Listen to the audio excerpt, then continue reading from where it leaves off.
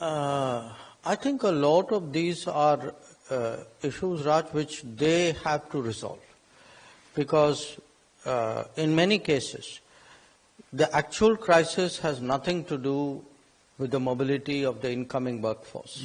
I mean, if there are concerns, let us say, in the United States or even in Europe, it is because they very consciously and deliberately over the last 2 decades allowed their businesses to relocate. You know, that was their choice, it was their strategy. So if there is pressure on jobs in many of the developed countries, the pressure on jobs is less because people came in those sectors. It is more because they allowed manufacturing to go out, and you know where. Yeah. So I think they have to find ways of fixing it, and many of them are, you know, because if you see, it isn't only about concerns about immigration or mobility.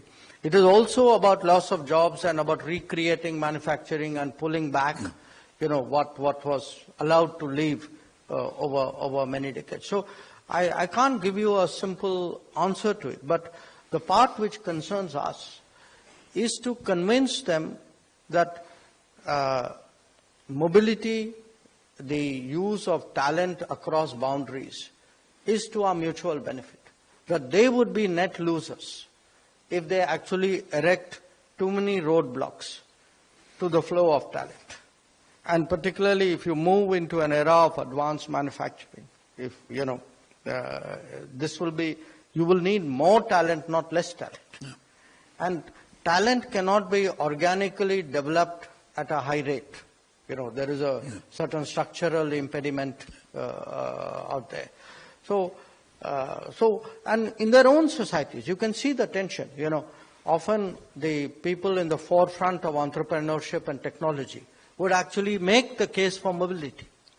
It is the people who I would say have a certain political base or a constituency to address who may oppose it, and they will probably reach some modus vivendi there. So some kind of a new balance between the economic and political.